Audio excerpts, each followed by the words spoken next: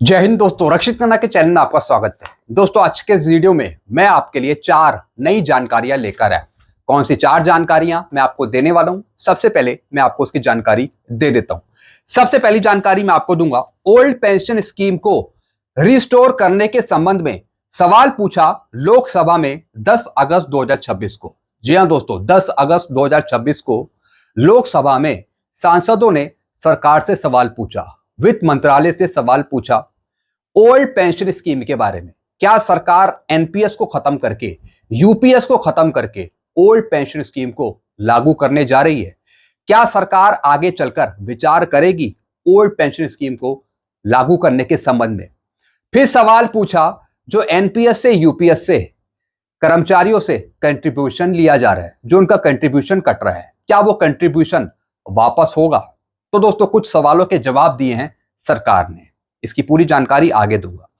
फिर एक और मैं आपको जानकारी दूंगा, 8वें वेतन आयोग के फिटमेंट फैक्टर लागू होने की तारीख और वेतन आयोग की संगठनों के साथ हुई मीटिंग के बारे में कुछ सवाल पूछे सरकार से। जी हां दोस्तों, कुछ सवाल पूछे गए हैं फिटमेंट फैक्टर के बारे में, लागू होने की तारीख के बारे में कि 8 सीपीसी कब लागू होगा, कब से लागू होगा। फिर सवाल पूछा वेतन आयोग की जो संगठनों के साथ मीटिंग हो रही है, उस पर कुछ सवाल पूछे लोकसभा में, वो भी सरकार से। अब सरकार ने क्या जवाब दिया है, इसकी भी जानकारी मैं आपको दूंगा।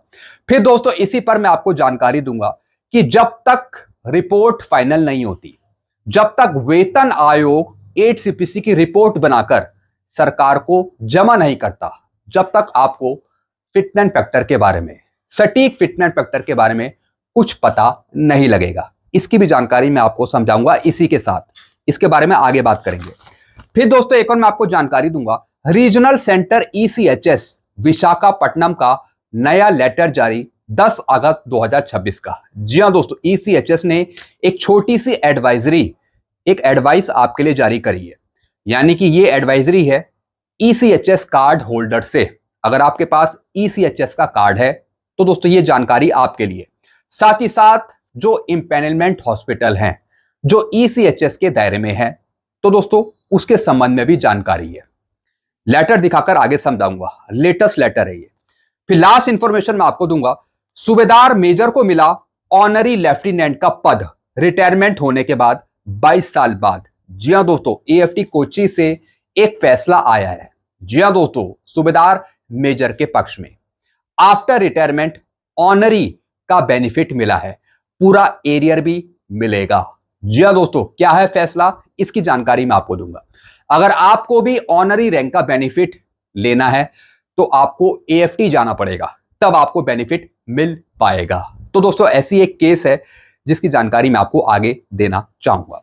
तो दोस्तों, बस यही 4 जानकारी है जिस पर मैं बात करूंगा, इसलिए वीडियो को आप शुरू से लेकर आखिरी तक देखेगा। जानकारियों में आगे बढ़ने से पहले एक छोटी सी अपील मैं आपसे करूंगा, और अपील है चैनल सब्सक्राइब की। देखने में आया पेंशनर्स कर्मचारी वीडियो तो देख रहे हैं, लेकिन शायद चैनल को सब्सक्राइब करना भूल गए हैं। ऐसे कितने हैं? 30%, और कितनों ने किया है?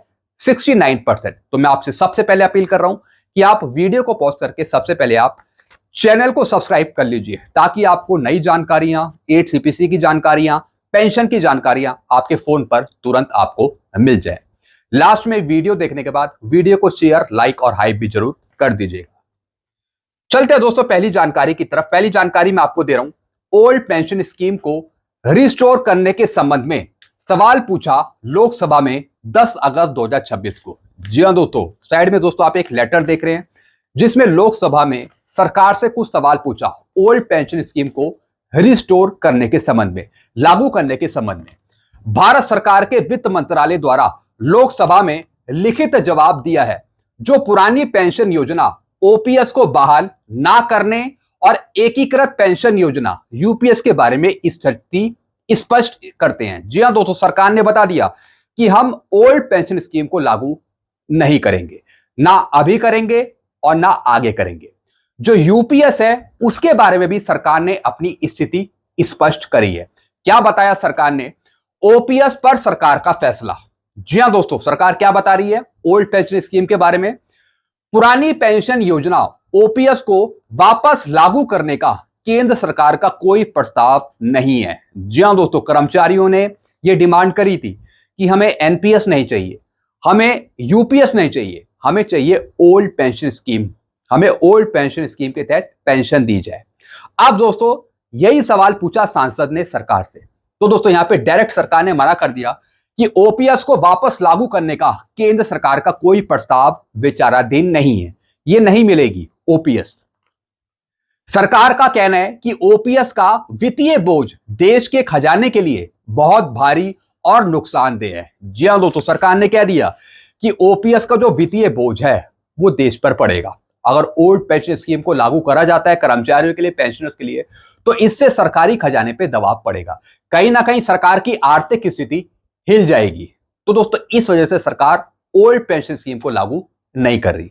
हालांकि सरकार नेताओं को भर भर कर पेंशन दे रही है, तब सरकार की वित्तीय स्थिति नहीं बिगड़ती। ओल्ड पेंशन स्कीम लागू करने पर सरकार की वित्तीय स्थिति बिगड़ जाएगी, आर्थिक बोझ पड़ जाएगा सरकार पे। सरकार ऐसा कह रही है। फिर क्या बताया सरकार ने? सरकार ने कहा कि ओपीएस का वित्तीय बोझ देश के खजाने के लिए बहुत बड़ी और नुकसानदेह है, यानी सरकार को नुकसान हो जाएगा अगर सरकार ओल्ड पेंशन स्कीम लागू कर देती है। राज्यों की स्थिति और जमा पैसा। जी हां दोस्तों, फिर दोस्तों एक और सवाल पूछा, क्या राज्यों में भी ओल्ड पेंशन स्कीम को लागू करने की डिमांड करी गई है राज्यों की तरफ से? अब दोस्तों यहां पे देखिए, राजस्थान, छत्तीसगढ़, झारखंड, पंजाब और हिमाचल प्रदेश जैसे राज्यों ने ओपीएस में वापस जाने की इच्छा जताई है। जी हां दोस्तों, जो अदर राज्य हैं, राजस्थान हो गया, छत्तीसगढ़ हो गया, झारखंड, पंजाब, हिमाचल प्रदेश, जो ये राज्य हैं, इन्होंने भी ओपीएस में वापस जाने की इच्छा दिखाई है। यानी जो इनके कर्मचारी हैं वो भी यही डिमांड कर रहे हैं कि हमें ओल्ड पेंशन स्कीम का फायदा दिया जाए। जैसा आपको पता है, राजस्थान की सरकार का एक लेटर आया था वित्त विभाग की तरफ से, जिसमें उन्होंने कहा था कि अपने कर्मचारियों को वो ओल्ड पेंशन स्कीम का फायदा देंगे। तो जो राज्य हैं वो पहल कर रहे हैं ओल्ड पेंशन स्कीम देने के लिए। फिर क्या लिखा है? नियमों के तहत इन राज्यों के कर्मचारियों का एनपीएस में जमा पैसा राज्य सरकार को वापस नहीं लौटाया जा सका। जी हां दोस्तों, अगर दोस्तों आप केंद्र के सरकारी कर्मचारी हैं, अगर आप 2004 के बाद अपॉइंट करे गए हैं, तो एनपीएस में से आपका पैसा कटता होगा 10% और 14% सरकार लगाती है उसमें, यानी 10% 14% का रेशो चलता है। अब सरकार का कहना है, केंद्र सरकार का कहना है कि जो 10% एम्प्लॉय की सैलरी से लिया जा रहा है वो वापस नहीं किया जाएगा, ऐसा केंद्र सरकार का कहना है। अब दोस्तों यहां पे राज्य के लिए क्या नियम है? नियमों के तहत इन राज्यों के कर्मचारियों का एनपीएस में जमा पैसा राज्य सरकार को वापस नहीं लौटाया जा सकता। जी हां दोस्तों, जो कर्मचारियों से लिया हुआ पैसा है दोस्तों, वो पैसा जो एनपीएस में जमा पैसा है, तो दोस्तों वो पैसा राज्य सरकारों को वापस नहीं लौटाया जा सकता। ये साफ नियम है। तो दोस्तों एक जानकारी मैंने आपको ये दी है। फिर दोस्तों यूपीएस के बारे में पूछा, यूपीएस के बारे में, यूनिफाइड पेंशन स्कीम के बारे में। केंद्र सरकार ने 1 अप्रैल 2025 से एनपीएस के तहत एक नया विकल्प यूपीएस शुरू किया है। जी हां दोस्तों, सरकार ने यह भी बताया लोकसभा में कि यूपीएस हमने लागू कर दिया 1 अप्रैल 2025 से। इसमें कर्मचारियों को कम से कम 10,000 प्रति माह की निश्चित और महंगाई से जुड़ी न्यूनतम पेंशन देने का प्रावधान है। जी हां दोस्तों, यानी कि कम से कम मिनिमम पेंशन 10,000 रुपए यूपीएस के अंतर्गत। साथ में इसमें डीए भी इंक्लूड होगा, महंगाई भत्ता भी इंक्लूड होगा। यानी एनपीएस के तहत एक नया विकल्प है कर्मचारियों के पास यूपीएस चुनने का। फिर क्या लिखा है दोस्तों आगे? पेंशन फंड की कुल राशि 26 जुलाई 2026 तक केंद्रीय कर्मचारियों का एनपीएस के तहत कुल जमा फंड है 3.65 लाख करोड़। जी हां दोस्तों, यानी कि इतना पैसा कर्मचारियों का जमा है एनपीएस के तहत। एनपीएस में कितना? 3.65 लाख करोड़। अब दोस्तों क्या ये पैसा आपको मिलेगा? सरकार नहीं देने वाली ये पैसा। यही सबसे बड़ा नुकसान है एनपीएस में या फिर यूपीएस में। तो दोस्तों ये कुछ जानकारी थी ओल्ड पेंशन स्कीम से जुड़ी, एनपीएस से जुड़ी या फिर यूपीएस से जुड़ी। बस एक बात आप याद रख लीजिए कि जैसा सरकार यहां पे जवाब दे रही है, तो सरकार का कोई प्लान नहीं है ओपीएस को लागू करने के लिए, ओल्ड पेंशन स्कीम देने के लिए। एनपीएस में सुधार कर देंगे, यूपीएस में सुधार कर देंगे, लेकिन ओल्ड पेंशन स्कीम लागू नहीं करेंगे, ऐसा सरकार का कहना है। बाकी आप क्या समझते हैं? आप अपने सुझाव जरूर लिखिएगा कमेंट बॉक्स में। चलते हैं अगली जानकारी की तरफ। 8वें वेतन आयोग के फिटनेस फैक्टर लागू होने की तारीख और वेतन आयोग की संगठनों के साथ हुई मीटिंग के बारे में कुछ सवाल सरकार से। जी हां दोस्तों, जैसा आपको पता है 10 अगस्त को बहुत सारे सवाल पूछे गए थे वित्त राज्य मंत्री पंकज चौधरी जी से 8वें वेतन आयोग से संबंधित। तो दोस्तों यहां पर लागू होने की तारीख के बारे में पूछा गया, फिटनेस फैक्टर कितना मिलेगा इसके बारे में पूछा गया, और वेतन आयोग जो संगठनों के साथ मीटिंग कर रहा है अलग अलग स्टेट में, तो उसके बारे में सवाल पूछा।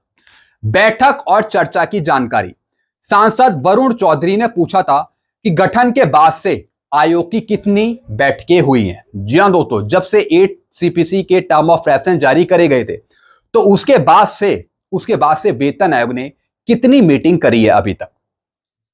सरकार ने जवाब दिया कि 3 नवंबर 2025 को जारी सरकारी संकल्प के नियमों के अनुसार, यानी जो टर्म ऑफ रेफरेंस जारी करे थे उसके अनुसार, आयोग के लिए यह जरूरी नहीं है कि वे अपनी बैठकों या फिर चर्चाओं की जानकारी सरकार को दे, इसलिए सरकार के पास बैठकों का यह डेटा नहीं है। जी हां दोस्तों, यहां पे वित्त राज्य मंत्री पंकज चौधरी जी ने कह दिया था कि जो भी वेतन आयोग काम कर रहा है, अब जरूरी नहीं कि वेतन आयोग अपने काम के बारे में सरकार को जानकारी दे और फिर सरकार आपको बताए कि वेतन आयोग का काम कहां तक पहुंचा है।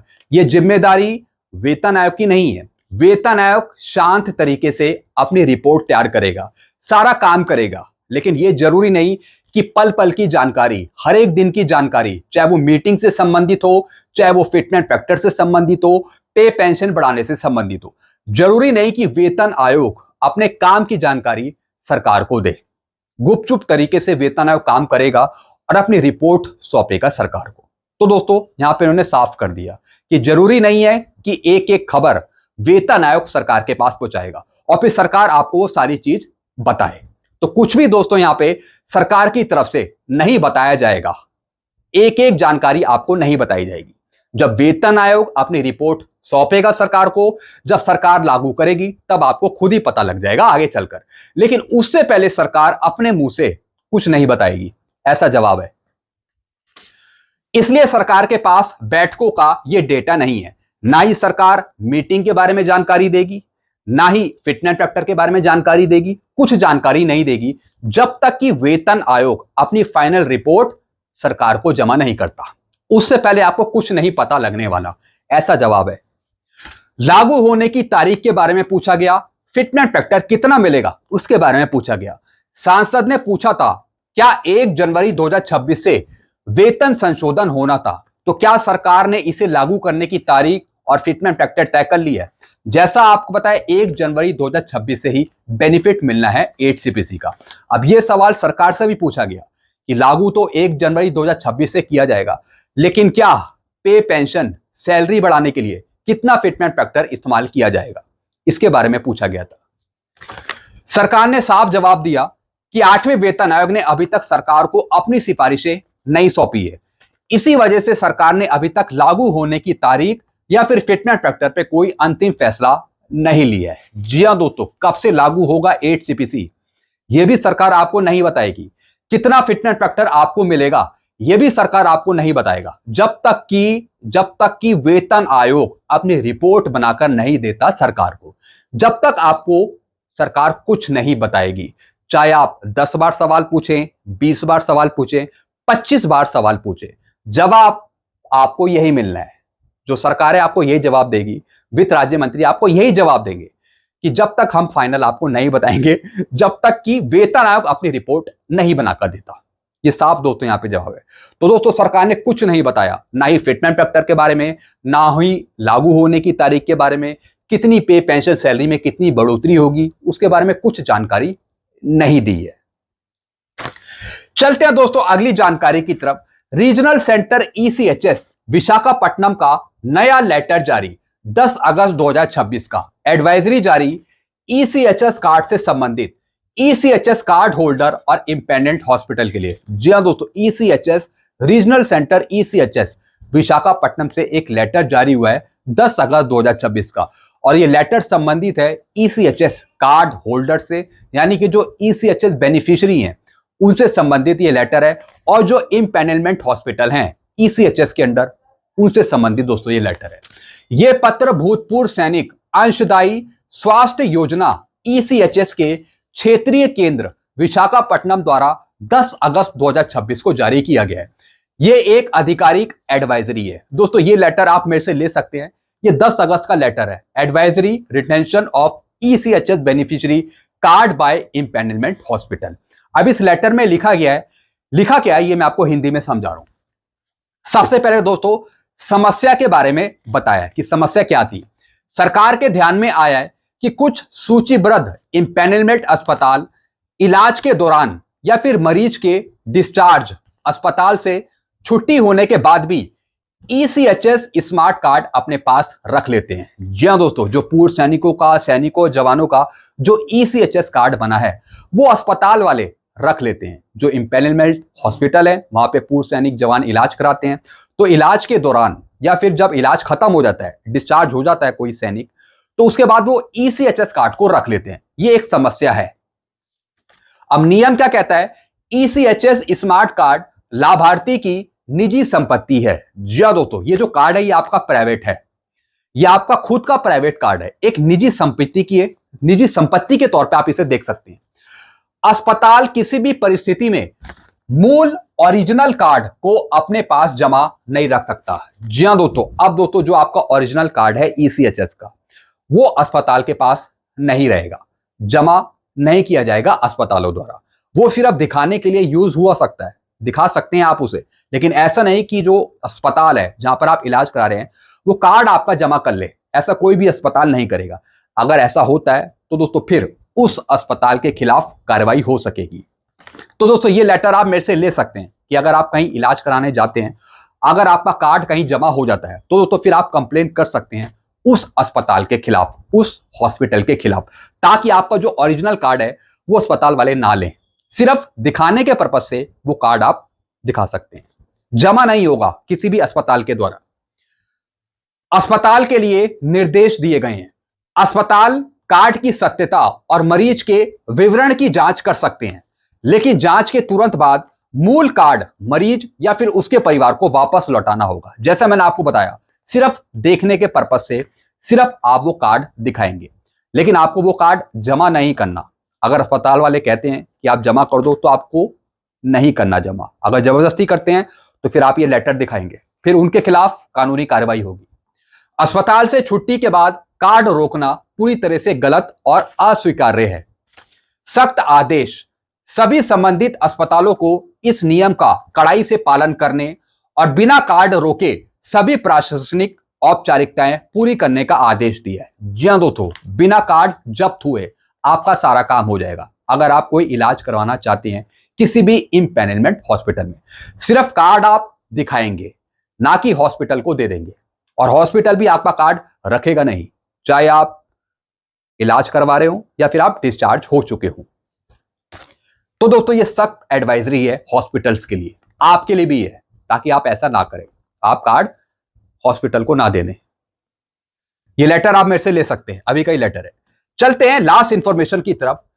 सूबेदार मेजर को मिला ऑनरी लेफ्टिनेंट का पद, रिटायरमेंट होने के बाद 22 साल बाद। जी हां दोस्तों, अब दोस्तों एक स्टोरी में आपको समझा रहा हूं, एक खबर है, MB Gopalan to be awarded honorary lieutenant status through legal process. जी हां दोस्तों, इन सूबेदार मेजर को लीगल प्रोसेस से गुजरना पड़ा, तब इनको मानद रैंक ऑनरी लेफ्टिनेंट का रैंक मिला, और सारे बेनिफिट एरियर वगैरह अब इनको दिया जाएगा।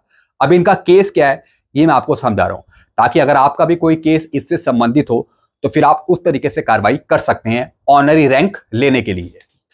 सूबेदार मेजर को मिला ऑनरी लेफ्टिनेंट का पद, रैंक रिटायरमेंट होने के बाद 22 साल बाद। अब मिलेगा पूरा एरियर। ऑनरी रैंक का फायदा लेने के लिए पूर्व सैनिक कोर्ट केस जरूर करें वकीलों से बातचीत करके। जी हां दोस्तों, अगर आपको भी ऑनरी रैंक का बेनिफिट नहीं मिल रहा, अगर सर्विंग के दौरान जब आप सर्विस में थे अगर आपको कोई प्रमोशन नहीं मिला, या फिर कोई आपका इंक्रीमेंट रोक दिया है, या फिर कोई ऑनरी का केस आपका कहीं फंसा हुआ है, मैं सर्विस के दौरान की बात कर रहा हूं, और अगर आपको वो रिटायरमेंट के बाद भी नहीं मिला तो फिर आप लीगल प्रोसेस कर सकते हैं, कोर्ट जा सकते हैं। जैसे कि दोस्तों ये सूबेदार मेजर साहब गए। अब दोस्तों इनका केस समझिए। इनका नाम है MV गोपालन, नाम के एक पूर्व सैनिक की 22 साल लंबी कानूनी लड़ाई और उनकी जीत के बारे में यह खबर है। किस तरीके से 22 साल से इन्होंने ये लड़ाई लड़ी और फिर जीते भी। अब दोस्तों यहां पे देखिए, सम्मान एमवी गोपालन को सेवानिवृत्ति रिटायरमेंट के 22 साल बाद कानूनी प्रक्रिया के जरिए मानद लेफ्टिनेंट, ऑनरी लेफ्टिनेंट के पद दिया गया है। जी हां दोस्तों, जब कोर्ट से फैसला आया तब दोस्तों इनको ऑनरी लेफ्टिनेंट का पद दिया गया, ऑनरी लेफ्टिनेंट इनको दिया गया। करियर, वे सेना के सिग्नल विभाग में के थे और 32 साल की सेवा के बाद 2003 में सूबेदार मेजर के पद से रिटायर हुए थे। अब विवाद कहां खड़ा हुआ?